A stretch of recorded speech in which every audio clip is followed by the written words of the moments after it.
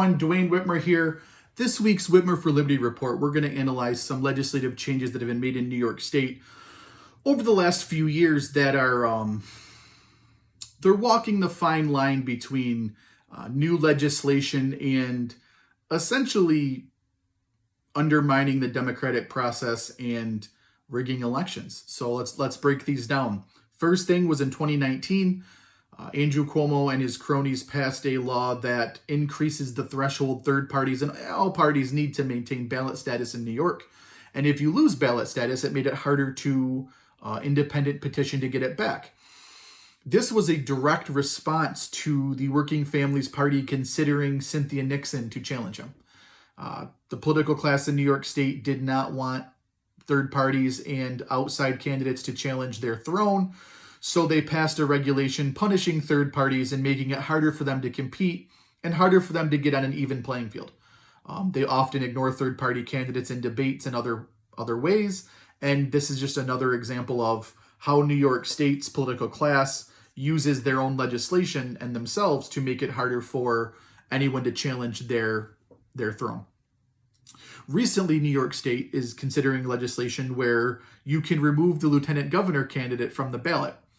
This is also a response to our ex-lieutenant governor being indicted for criminal activities. This is the New York State Democrats and Kathy Hochul attempting to get you to forget before November that the government is run by criminals. People may disagree that the government's not a criminal enterprise and it isn't run by criminals, but I would simply state that Snyder, Spitzer, Cuomo, Bruno, Skelos, Collins, Lee, those are just the ones off the top of my head. There's more. Politicians that have been indicted and forced to remove from office. Hell, two of our last governors of New York State have been forced to leave early and not finish out their terms because they were doing criminal things. Matter of fact, Kathy Hochul herself isn't free from investigation. She's rumored to be investigated for the bank robbery she committed with the Senecas by stealing their money to fund Seneca State, the new Bills Stadium.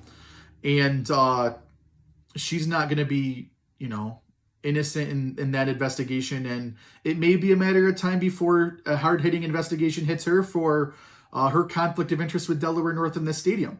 So this government, the New York State Criminal Enterprise, which is the New York State government, has once again tried to change the law. So by November, you forget that they're all criminals and keep voting for that criminal enterprise.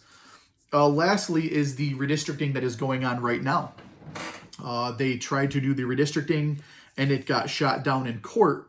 And the confusion surrounding the redistricting does not hurt the incumbents. It does not hurt the political class. It hurts their challengers. It hurts third parties and it hurts any outside candidate attempting to bring down the criminal enterprise that is the New York State government. They tried to draw up the lines that would favor the incumbents the most and in favor of the political class. And now it's shot down, throwing everything in turmoil, throwing independent candidates petitioning in turmoil, and throwing primaries for Congress in turmoil. This is mainly done by a political class that does not want to be challenged. And this is the real reason why you talk about the summer of 2020 and the left likes to call them, heroes defending human rights, and the right calls it the summer of riots. And then you got January 6th, where the left calls that an insurrection, and the right calls it heroes defending election integrity.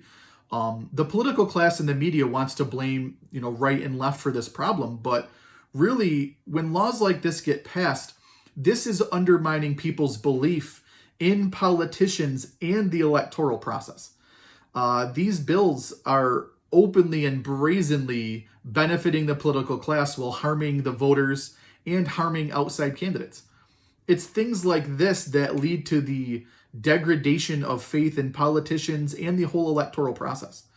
If the political class truly wants to fix what's going on in this country, pushing for fair elections in which all parties are given a fair shot and all candidates are given a fair shot would be the way to go. But passing this legislation just further erodes the belief that the political class and the politicians and the New York State criminal enterprise has any semblance of morality in it. And as bills like this pass, you will see more people start to believe that the system is rigged. And it will lead to more problems. So stay tuned for more, but keep an eye out on those. Thank you.